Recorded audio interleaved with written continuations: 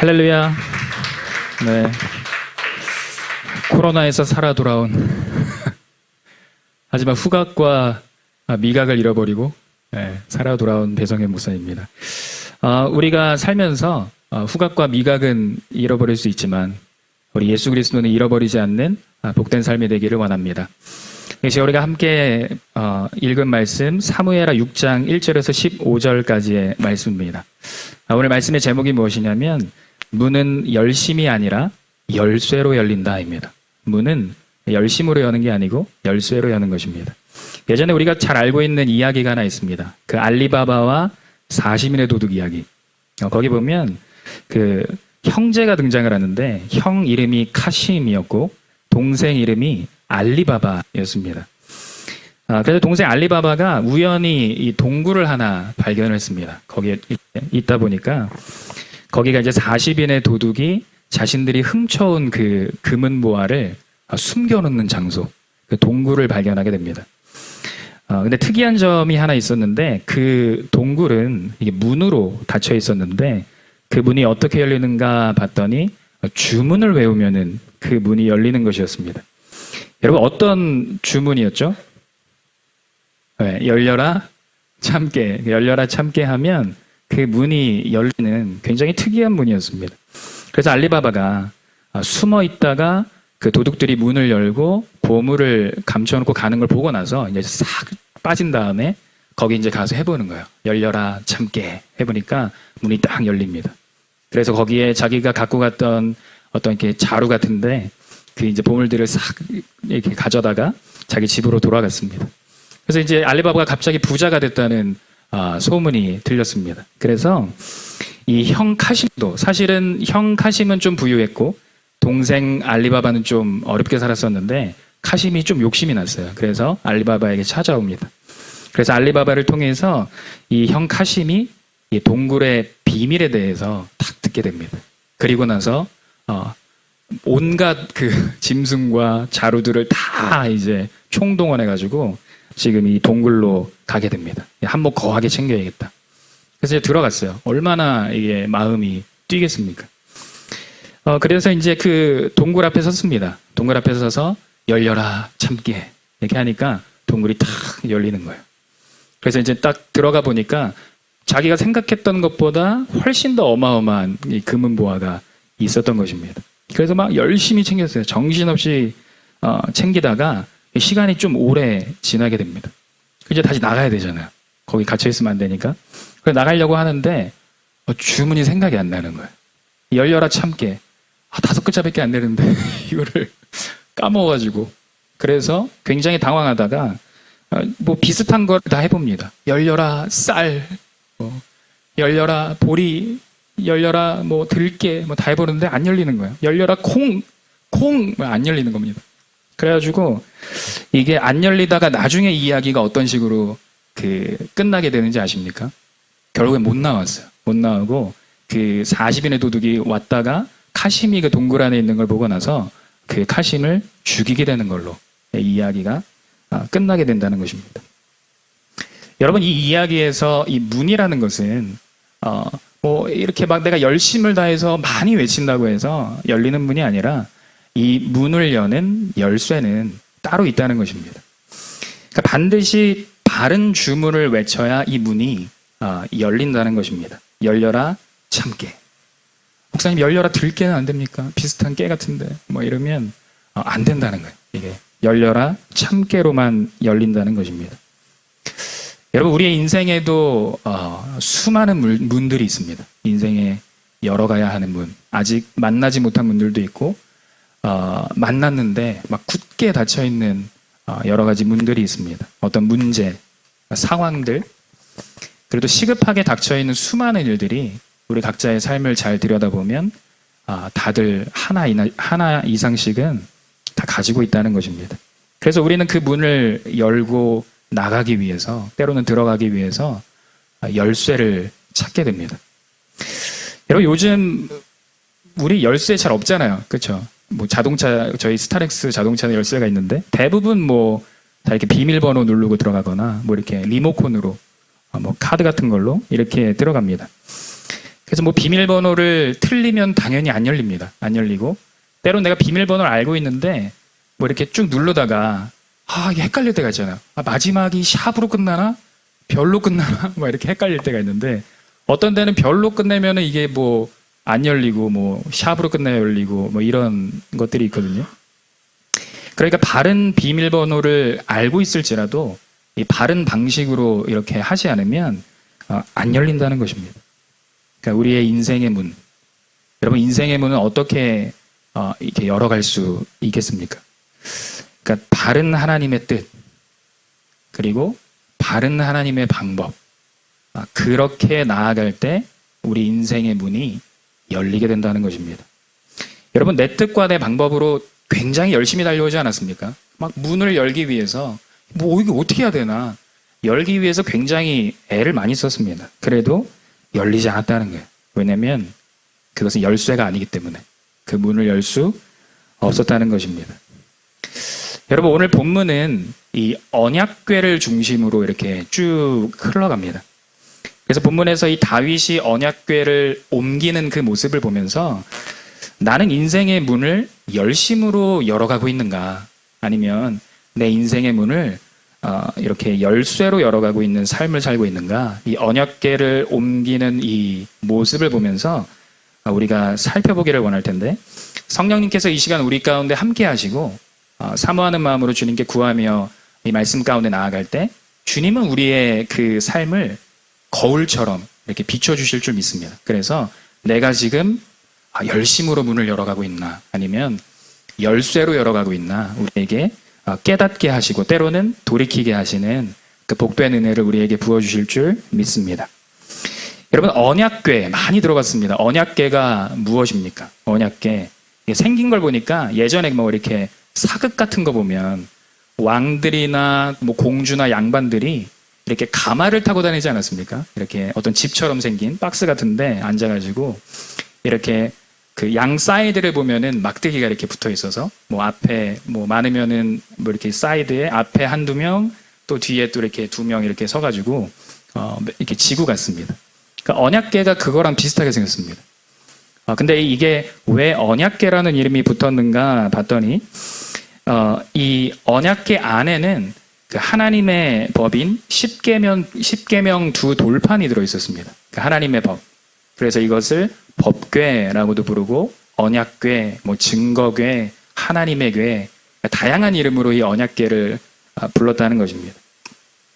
또 두 가지가 더 들어 있었는데 이 만나 담은 항아리가 들어 있었고 또 아론의 쌍난 지팡이 세 가지가 이 언약궤 안에 들어 있었습니다. 근데 이 언약궤가 무엇을 의미하는가 봤더니 하나님의 임재, 그러니까 하나님의 통치하심, 하나님의 다스리심 이것을 이 언약궤가 보여주고 있다는 것입니다. 여러분 오늘 본문은 다윗이 언약궤를 이제 찾아다가 예루살렘으로 돌아오는 그 스토리인데 이 일어난 일들 이전에 이미 일어났던 일들이 많이 있었습니다. 그것을 한번 간단하게 쭉 살펴보면 이렇습니다. 다윗이 드디어 통일왕국의 왕으로 이렇게 등극하게 됩니다. 원래는 헤브론이라는 지역만 이렇게 다스렸고 사울 왕이 있었잖아요. 첫 번째 왕. 근데 사울 왕이 죽고 난 이후에 이제 그 다윗이 통일 이스라엘을 다 다스리는 그 왕으로 등극했다는 것입니다. 그래서 왕으로 세워진 다윗이 얼마나 이렇게 고민이 많았겠어요. 이 왕을, 이 나라를 어떻게 다스려야 될 것인가. 원래 갈라져 있었는데 다시 하나로 이거를 통일 왕국을 이끌어 가려면 이거 어떻게 해야 되지? 굉장히 고민이 많았을 것입니다. 그래서 일단 그 다윗이 어떻게 하나 봤더니 일단 수도를 헤브론에서 예루살렘으로 옮기게 됩니다.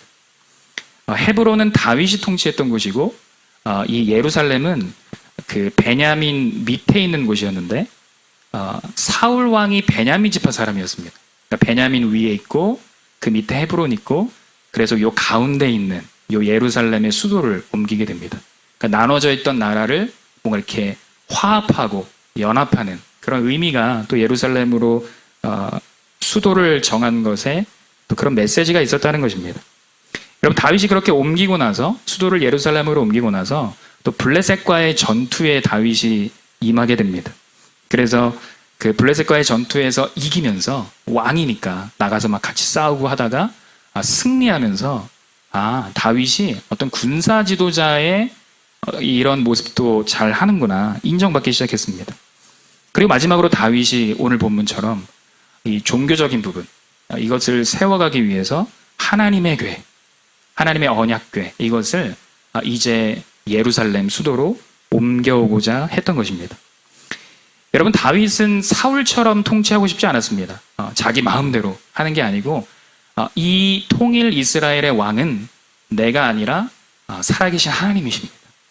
그래서 주님 내가 통치하는 것이 아니라 살아계신 하나님께 내가 묻고 살아계신 하나님께서 나에게 말씀하시는 대로 인도하시는 대로 통치하며 가겠습니다. 그래서 이거를 해보고 싶었다는 것입니다. 이게 언약궤로 옮겼다는 것입니다. 여러분 그런데 그 언약궤가 지금 어디에 있는가 봤더니 이 돌고 돌아서 지금 기럇 여아림에 이 언약궤가 머물고 있었습니다. 여러분 언약궤는 원래 그 성막이 있었던 실로라는 곳에 있었습니다. 근데 어떻게 하다가 이 언약궤가 이 기럇 여아림까지 가게 되었을까?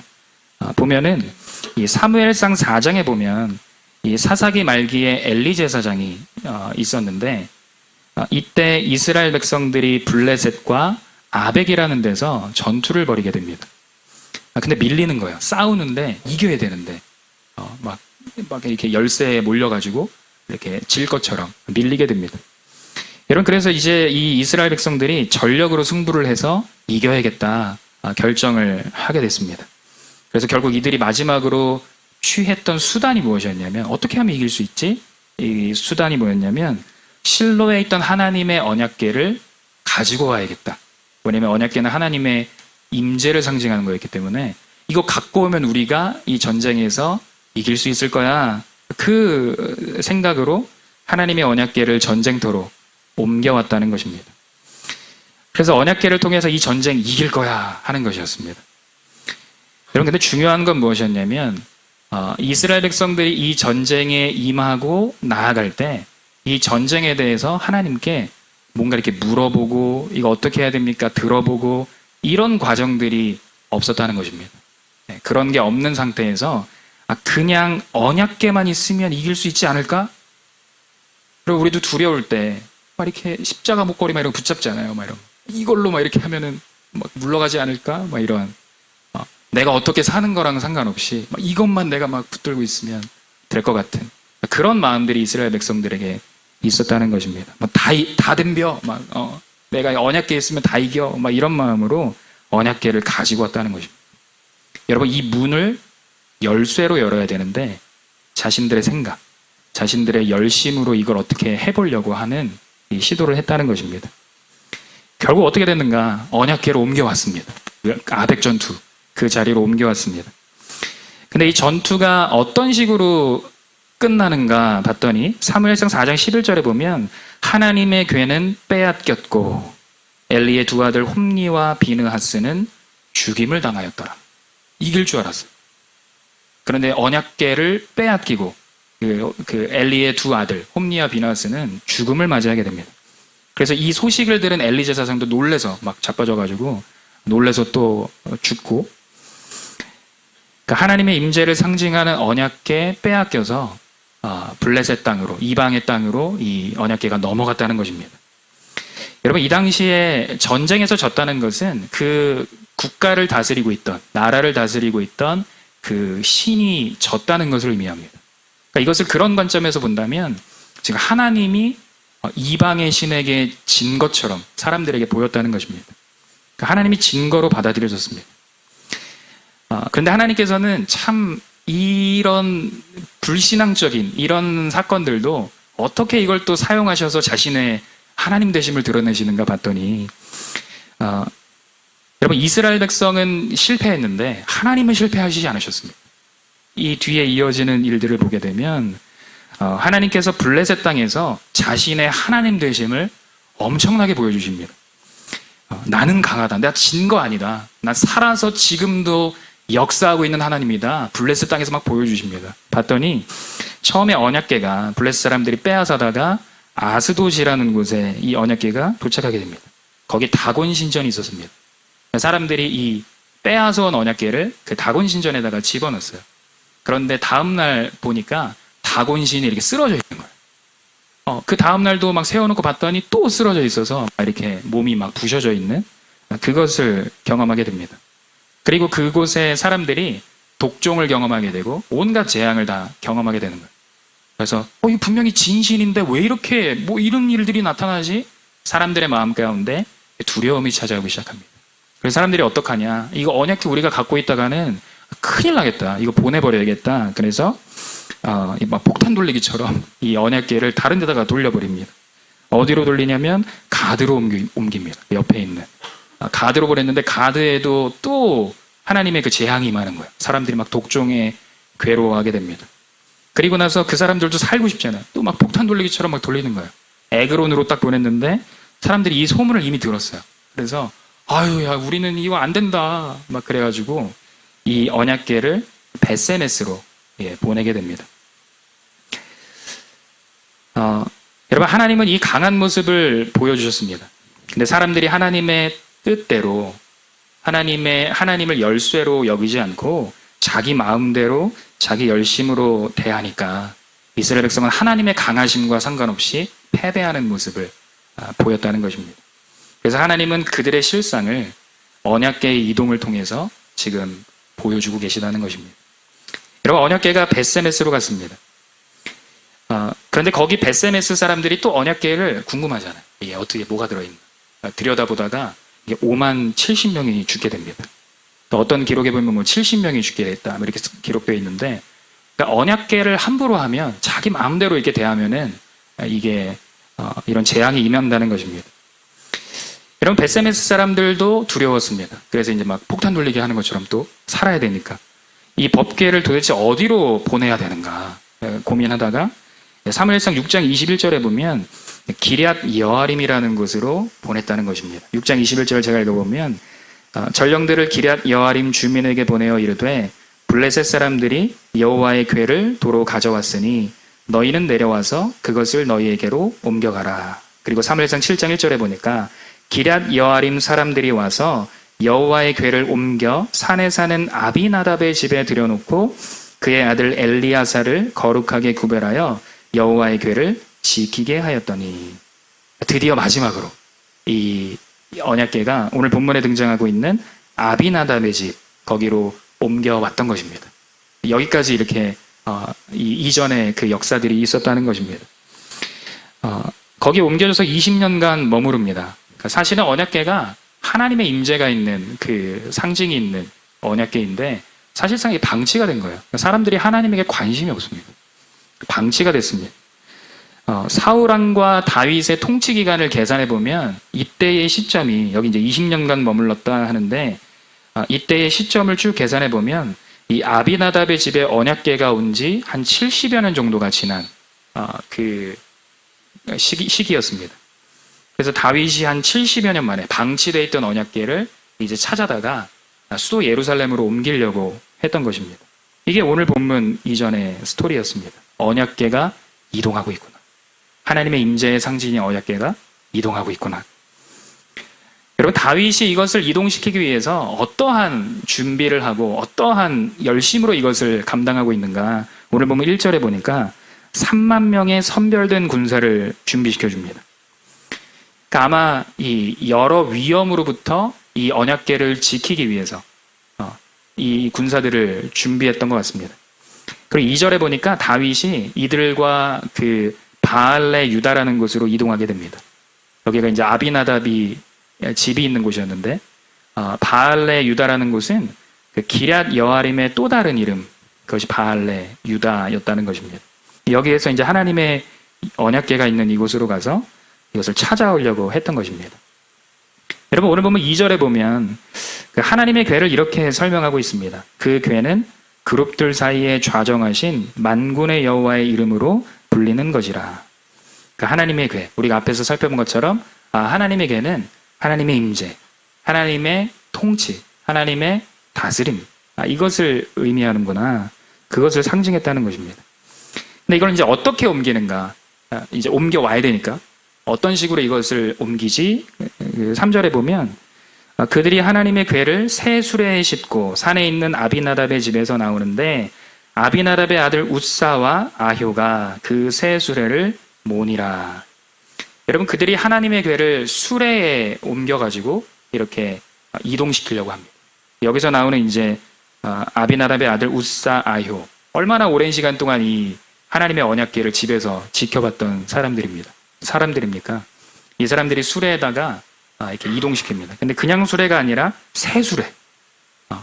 막 정성을 다한 거죠. 새 수레를 준비해야지. 새 수레에다가 싣고 이동합니다.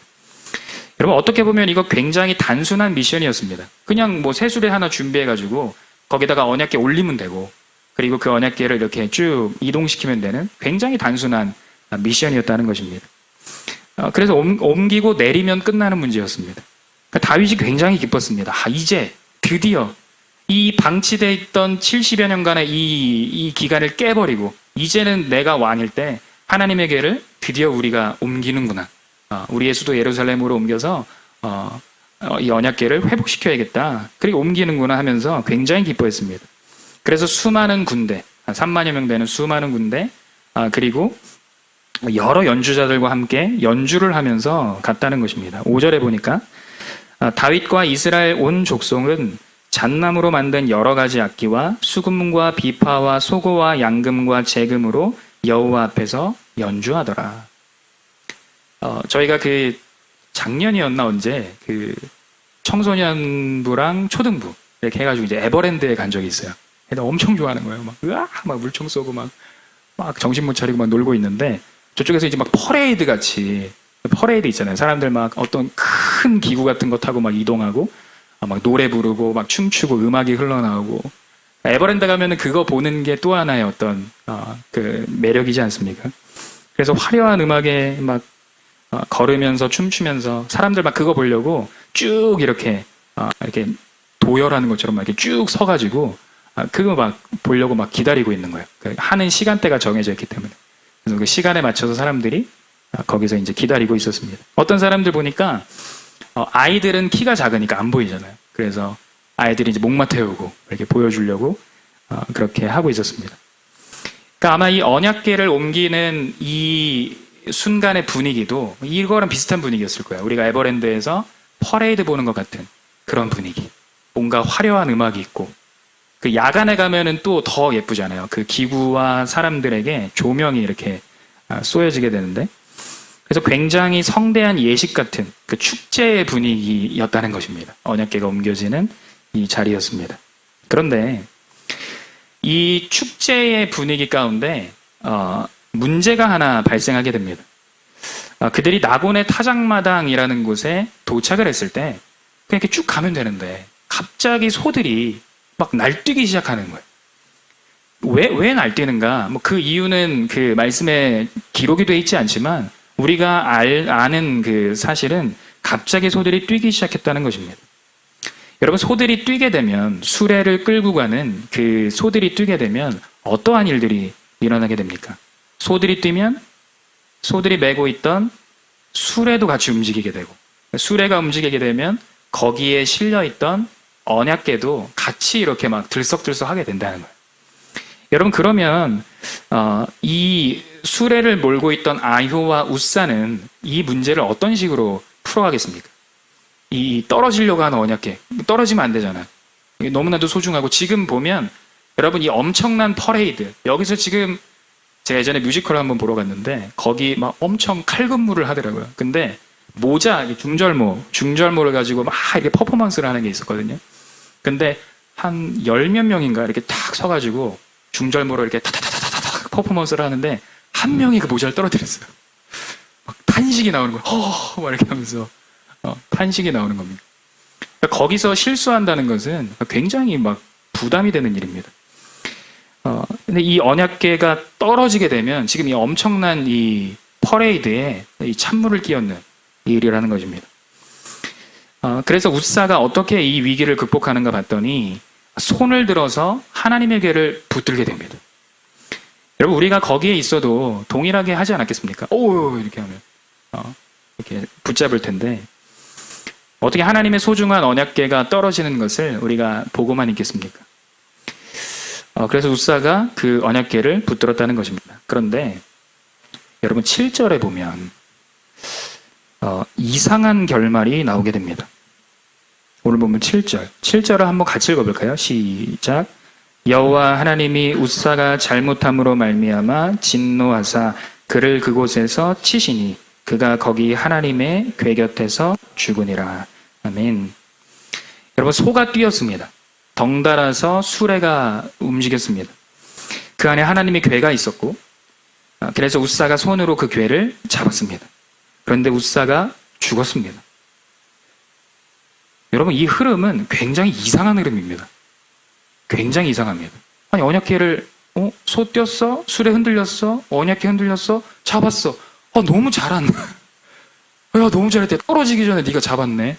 옆에서 야 너 진짜 감각이 살아있구나. 나이스 타이밍 이러면서 박수를 쳐줘야 되는데 웃사가 죽는 걸로 지금 이 구절이 끝났다는 것입니다. 여러분 7절에 보면 하나님께서 웃사가 잘못했다 말씀하십니다. 그리고 이로 인해서 하나님이 진노하셨다 기록하고 있습니다. 이게 도대체 뭐가 문제인가 이게. 어떤 게 잘못된 건가. 그래서 이 본문을 쭉 봤는데 아무리 이 본문을 봐도 이 본문 안에서 웃사가 뭘 잘못했는지에 대해서 못 찾겠더라고요. 저는 그냥 너무 잘했어 웃사. 나라도 너를 응원해 이러면서 웃사에게 뭘 잘못한 걸까 고민이 됐습니다. 여러분 그래서 이 문제를 풀기 위해서 쭉 이제 말씀을 찾다가 다른 본문으로 넘어가 보니 오늘 이 일이 왜 이렇게 일어난 일인가 알게 됐습니다. 민수기 4장 15절 말씀에 보면 이렇게 기록합니다.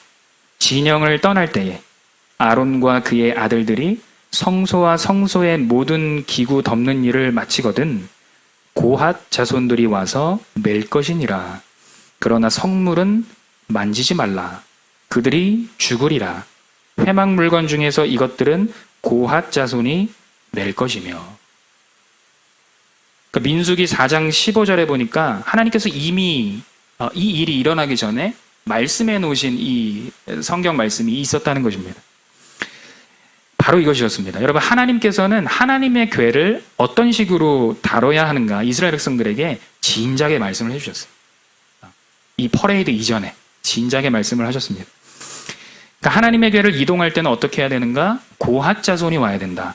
그리고 고핫 자손이 와서 수레를 끄는 게 아니고 매야 된다. 가마 끄는 것처럼 이렇게 매야 된다. 그리고 그렇게 할지라도 성물은 손으로 만지면 안 된다. 이게 만지면 안 되니까 그 막대기를 껴가지고 가마처럼 들지 않았겠습니까? 안 그러면 터치를 할 수 있으니까. 그래서 이렇게 막대기를 고리에 끼워서 옮겼다는 것입니다. 그러니까 손으로 만지면 죽는다. 이미 하나님께서 이 본문 이전에 말씀해 주셨다는 것입니다. 여러분 이 민수기 4장 15절 말씀을 우리가 기억하면서 오늘 본문 1절부터 6절까지를 다시 한번 읽는다면 우리는 아까 전에 읽었던 1절부터 6절과 좀 다른 마음을 갖게 됩니다. 다른 부분들이 보이기 시작한다는 것입니다. 아까 처음 읽었을 때는 별 문제 없었는데 이제는 갑자기 조마조마한 마음을 우리가 이 1절에서 6절을 읽으면서 느끼게 됩니다. 제가 아까 전에 처음 읽을 때는 역시 새수레, 역시 개념이 있다. 역시 수레는 새수레에 옮겨야지 하나님의 언약궤인데 박수를 보냈거든요. 그런데 이 민수기 4장 15절을 읽고 나서 이 본문을 보니까 아니 하나님의 궤를 왜 새수레에 싣는 거야? 아니 왜 수레에 싣지? 여기서부터 이제 마음이 조마조마하기 시작하는 거예요. 그리고 나서 웃사는 왜 궤를 만지는 거야? 궤 만지면 죽는데 이런 마음이 이게 드는 거예요. 여러분 그러니까 지금 1절부터 6절까지의 모든 장면은 하나님께서 이미 말씀하신 그 방법과는 전혀 다른 방법으로 지금 이 언약궤를 이동하는 것이 이루어지고 있었다는 것입니다. 그래서 이 장면을 보는 우리의 시각은 완전히 뒤집어지게 된다는 거죠. 어떤 영화를 보면 이런 장면들이 나옵니다. 예를 들어서 우리가 이제 영화를 보다가 막 이렇게 몰입할 때가 있는데 뭐 이런 장면이 있어요. 그 주인공 옆에 막 이렇게 무슨 기차역에 이렇게 앉아 있는 이렇게 의자가 쭉 깔려 있는 대합실 같은 데인데 거기 이제 어떤 007 가방 같은 게 이렇게 하나 딱 놓여 있는 겁니다. 아까 전에 초등부에서 질문했더니 이 가방이 무엇인 것 같아? 물어보니까 돈이 들어있을 것 같아요. 막 이렇게 막 대답을 했는데 과연 이 가방은 무엇일까? 여러분 우리는 그 주인공 시점보다 더 다른 시점으로 그 영화를 보지 않습니까? 우리는 그게 진행되는 것을 다 봤고 주인공은 사실 그걸 모릅니다. 가방이 있는데 그냥 가방이 있나 보다 이렇게 주인공은 알지만 우리는 그 이전에 일어났던 일들을 영화에서 봤기 때문에 이 가방은 폭탄이 들어있는 가방이야. 이 정보를 이미 알고 있어요. 그래서 그 영화를 보는 관객인 우리는 다 알고 봅니다. 그래서 주인공에게 말을 겁니다. 야, 그 가방을 만지지 말라고.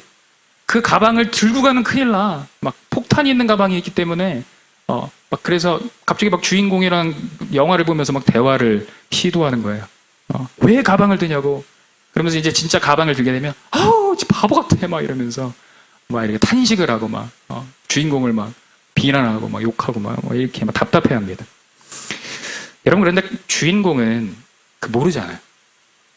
이 가방 안에 뭐가 들어있는지 모릅니다. 여러분 우리가 그 하나님 앞에 설 때, 하나님 앞에 살아갈 때 이 민수기 4장 15절을 모르는 사람처럼 살아갈 때가 참 많습니다. 모르겠어요. 막 이게 하나님이 뭘 말씀하셨는지, 뭐 어떤 걸 우리에게 요구하고 있는지 모른다는 거예요. 그래서 영화 속 주인공처럼 살아가게 됩니다. 우사처럼. 이거 당연히 흔들리면 잡아야지. 우사처럼 막 사는 거예요. 영화 속 주인공처럼. 그런데 하나님을 깊이 만난 사람, 주님과의 그 친밀한 교제가 있는 사람, 주님을 내가 개인적으로 깊은 교제 가운데 알고 하나님의 말씀 앞에 날마다 서는 사람. 그래서 민수기 4장 15절을 그 가운데 아는 이 사람들, 영화의 관객 같은 마음으로 살게 된다는 것입니다. 야, 저거 가방 만지면 큰일 나. 그 마음으로 우리가 삶을 산다는 것입니다. 폭탄 들어있어. 큰일 나. 여러분, 하나님의 궤를 옮기는 것은 정성을 다하고 열심을 다해서 군대를 이 3만 명이나 동원을 해서 옮겨야 되는 일이 아니었다는 것입니다. 여러분, 다윗이 얼마나 여기에 혼신의 힘을 다했겠습니까? 3만 명을 선별해서 이 사람들을 이렇게 배치하고 언약궤를 갖고 오는 거 훈련시키고 그리고 나서 새 수레를 준비해서 옮기고. 그런데 이런 열심으로 하나님의 궤를 옮기는 것이 아니라는 것입니다. 이것은 고핫 자손이 와서 매서 옮겨야 했던 그런 일이었다는 것입니다. 수많은 군대, 화려한 음악, 새 수레. 여러분, 이렇게 준비했던 모든 정성이 다 쓸데없는 일이었다는 것입니다. 분명히 열심히 했는데 다 쓸데없는 일이었습니다. 여러분, 사실 이 새 수레에 언약궤를 실어 보내는 것은 블레셋 사람들, 이방 사람들이 하나님의 궤를 벳세메스로 보낼 때에 썼던 방법이었습니다. 그러니까 이 사람들이 거기서 이방인들이 하는 걸 본 거예요. 그러니까 하나님께서 어떻게 하라고 말씀하신 것에 이렇게 관심을 갖는 것이 아니고 이방 사람들이 자기들에게 새 수레, 그 수레를 언약궤를 보냈던 것과 동일한 방법으로 지금 그 일들을 진행하고 있다는 것입니다. 그러니까 이방인의 방법으로 여호와의 궤를 옮기려고 했던 것입니다. 그래서 결국에는 오늘 본문에서 우사가 죽는 이 비극을 맞이했다는 것입니다. 여러분, 우리 인생에는 이런 비극이 없겠습니까? 우리 인생에도 이런 비극이 찾아올 수 있다는 것입니다. 하나님의 뜻과 하나님의 방법으로 살지 않으면 우사와 같은 일들을 우리도 경험하게 된다는 것입니다. 여러분, 한번 잘 살펴보십시오. 혹시나 내가 지금 살아가고 있는 삶 가운데서 이거는 내가 분명히 주님 앞에서 열심을 다하고 있는 일인데 뭔가 막혀 있는 것 같고 뭔가 이렇게 꼬여 있는 것 같고 뭔가 이상한데 마치 오늘 본문 같은 그런 느낌인데 라는 그런 생각이 든다면 여러분을 말씀을 거울로 우리의 삶을 좀 비춰보기를 원합니다. 우리가 열심을 다했는데 그게 하나님의 방법이 아니라면 얼마나 억울하겠어요. 내가 막 70년 동안 이 언약궤를 섬기면서 지금 마지막에 이게 예루살렘으로 옮길 때 이 퍼레이드에 내가 앞장서가지고 옮기는데 하나님의 방법이 아니라 다른 방법으로 옮기다 죽으면 이거 얼마나 억울한 일이겠습니까? 그래서 말씀을 거울로 우리가 비춰보길 원합니다. 내 인생. 이렇게 살다가 죽을 수는 없잖아요. 내 인생. 여러분, 말씀이신 예수님께 물어봐서 주님의 방법이 무엇입니까? 여러분, 우리 되게 지금 가지고 있는 거 많잖아요. 저희 뭐 기도 제목만 봐도 이렇게 아프시고 뭐 사업의 문제, 뭐 관계의 문제 막 엄청 많습니다. 이거 물어보는 거예요. 하나 어떻게 해야 됩니까? 이게 말씀 밖에서는 안 보였는데 말씀이 거울로 내 앞에 있으면 보이기 시작하잖아요. 나 막 오늘 아침에 막 샤워하고 나왔는데 화장실에 가서 보니까 막 눈곱도 껴있고 막 이런 거. 이거 보이잖아요. 이거 떼고 돌이키고 이렇게 하는 것입니다. 경로를 바로잡고. 여러분, 오늘 보면 8절에 보면 다윗이 이것을 보고 분노합니다. 여러분 생각해 보십시오. 에버랜드의 그 퍼레이드가 쭉 진행되고 너무 분위기 좋고 사람들이 막 행복한 모습으로 이렇게 그 장면을 쳐다보고 막 아이들 데려와서 목마 태우고 막 이렇게 보고 있는데 갑자기 그 순간 하나님에게가 떨어질 것 같은 위기가 딱 이렇게 한번 찾아오고 그리고 사람이 하나 죽어나갑니다. 얼마나 이 축제 분위기에 찬물을 끼얹는 일이었겠습니까? 거기 있는 모든 사람들이 다 충격을 받습니다. 이게 무슨 일이냐? 한순간에 이 분위기가 싸늘하게 식었다는 것입니다. 그래서 그곳을 베레스 우사라고 불렀습니다. 베레스 우사. 우사를 치셨다. 우사의 위반. 이렇게 그런 뜻으로 베레스 우사라고 불렀습니다. 여러분, 하나님은 우사를 치시는 이 사건을 통해서 우리에게 무슨 메시지를 주시냐면 열심으로 하는 거 아니다. 문 열심으로 여는 거 아니다. 열쇠로 여는 거야. 우리에게 말씀하신다는 거야. 네 방법 아니야. 아무리 네 방법으로 열심히 해도 열리지 않아. 이거는 내 뜻으로 열어야 돼. 열쇠로 열어야 돼. 말씀하신다는 것입니다. 여러분, 이 말씀 굉장히 두려운 말씀입니다. 사실 하나님께서 우리에게 66권의 말씀을 통해서 이미 다 보여주셨습니다. 이미 다 알려주셨어. 여러분, 그런데 우리가 이 말씀 가운데 서지 않으면 하나님이 뭘 얘기하셨는지를 하나도 모릅니다. 알 수가 없어요. 여러분, 말씀이 이 시대에 읽혀지지 않습니다. 성경은 많이 팔리는데 읽혀지지가 않습니다. 그래서 다음 세대로 전달되지 않습니다. 여러분, 우리 다음 세대 있잖아요. 지금 뭐 초등부도 있고 뭐 수련회 준비하고 있는데 이 말씀이 다음 세대로 전수가 안 되는 거예요. 그래서 계속해서 어떤 믿는 사람들이 이렇게 줄어가고 믿음의 고백을 하는 사람들이 줄어가고 읽혀지지가 않습니다. 그래서 하나님의 방법대로 하나님의 말씀대로 한다는 것이 무엇인지를 우리가 잃어버리고 있어요. 막 이게 무슨 전설에 나오는 일처럼 뭐 하나도 모르겠는 거예요. 이미 지금 살아가고 있는 우리도 뭐 그렇게 하는 게 어떻게 하는 거야? 막 이렇게 반응하는 경우도 굉장히 많다는 것입니다. 그래서 나름의 열심으로 막 이게 뭔가 하는 거예요. 그래도 우리에게는 열심이 있잖아요. 막 나름의 열심으로 이렇게 하는 것입니다. 그래서 막 뭔가 막 돈도 많이 쓰고 막 화려하고 여러분 막 보십시오. 건물 같은 거 보면은 화려하고 돈도 많이 들고 이렇게 했는데 막 하나님의 말씀하신 것과는 이게 다르게 이렇게 흘러가는 것을 보게 됩니다. 여러분, 우리가 믿는 이 기독교 신앙은 지성이면 감천이다 하는 신앙이 아니라는 것입니다.